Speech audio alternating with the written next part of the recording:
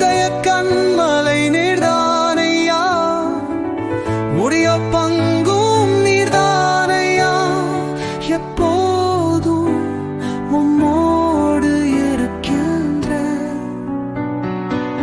பலக்கரம் பிடிப்பு தாங்குகிறீ.